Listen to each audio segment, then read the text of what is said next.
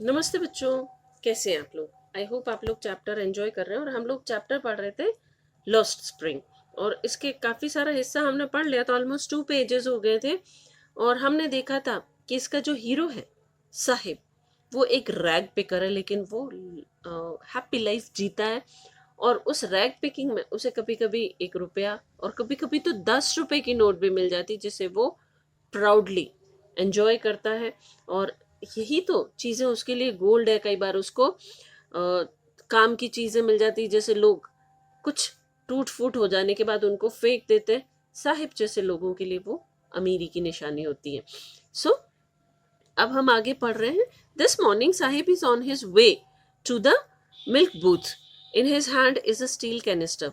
कि सुबह सुबह लेखक उसको देखता है कि वो मिल्क बूथ की तरफ जा रहा है, साहिब जो है। इन his hand is a steel canister. Canister मतलब कनस्तर या टिन का डिब्बा समथिंग। कि उसके हाथ में एक स्टील कैनिस्टर है। I now work in a tea stall on the stall down the road, he says. तो साहिब कहता है आप आजकल मैं पॉइंटिंग इन अ डिस्टेंस, तो दूर इशारा करके साहिब कहता है आजकल मैं टी स्टॉल पे काम करता हूँ। I am paid 800 rupees and all my meals. कि मुझे 800 रुपये और मेरा पूरे दिन का खाना मिलता है। Does he like the job, I ask. तो लेखक साहिब से पूछता है क्या तुमको ये काम पसंद है। His face I see has lost the carefree look. और तब भी जो अभी तक केयर फ्री लुक था उसके चेहरे पे, लेखक देखता है कि साहिब के चेहरे से वो केयर फ्री लुक जो है वो खत्म हो चुका है। The steel canister seems heavier than the plastic bag he would carry so lightly over his shoulder. कि लेखक अब देखता है कि स्टील का कनस्तर उसके लिए उस प्लास्टिक बैग से भी ज़्यादा हैवी है, जो कि वो प्लास्टिक बैग जो रैक पिकिंग के टाइम वो यूज़ करता था। This bag was his, the bag was his, the canister belongs to the man who owns the tea shop. अब जो वो बैग जो था वो साहिब का था, वो उसकी पूंजी था। जबकि कनस्तर जो है वो उस शॉप मालिक का है। Sahib is no longer his own master. पहले साहिब अपना खुद का मालिक हुआ करता था, और अब साहिब अपना मालिक नहीं है, वो किसी और के अंडर काम करता है। I want to drive a car, Mukesh insist on being his own master. Mukesh अपना मालिक खुद बनना चाहता है। तो मुकेश कहता है मैं कार चलाना चाहता हूँ। I will be a motor mechanic, he announces. वो एकदम अनाउंस करते हुए कहता है मैं तो मोटर मैकेनिक बनूंगा। Do you know anything about cars, I ask. तो लेखक उसको पूछता है क्या तुम कारों के बारे में कुछ जानते हो। I will live earn, I will learn to drive a car. तो मुकेश कहता है मैं कार चलाना सीखूंगा, he answers looking straight into my eyes. सीधा सीधा लेखक की तरफ देख के कहता है मैं कार चलाना सीखूंगा। हिज ड्रीम looms like अ मिराज। मिराज होता है मृग तृष्णा। तो उसका जो सपना है वो मिराज की तरह लगता है। मृग amidst the dust of streets that fill his town Firozabad, famous for bangles. अब ये जो लड़का है वो बैंगल मेकर्स में से है। और ये बैंगल मेकिंग कहाँ होती है, फिरोजाबाद में। तो मुकेश जो है वो फिरोजाबाद में रहता है, उन गलियों की खाक छानता है जो पूरी रेत से सनी हुई है। तो मुकेश का सपना है कार ड्राइव से करना और मोटर मैकेनिक बनना, लेकिन उसका ये सपना मृग तृष्णा ज्यादा लगता है। Every other family in Firozabad is engaged in making bangles. कि फिरोजाबाद में हर दूसरा परिवार बैंगल मेकिंग में एंगेज है या लगा हुआ है।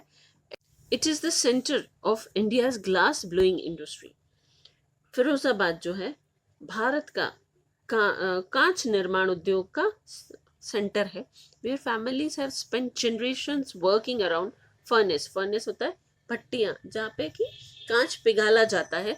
तो कि फिरोजाबाद में कुछ परिवार हैं जो पूरा का पूरा अपना जीवन यहाँ की कई पीढ़ी दर पीढ़ी ये काम कर रहे हैं।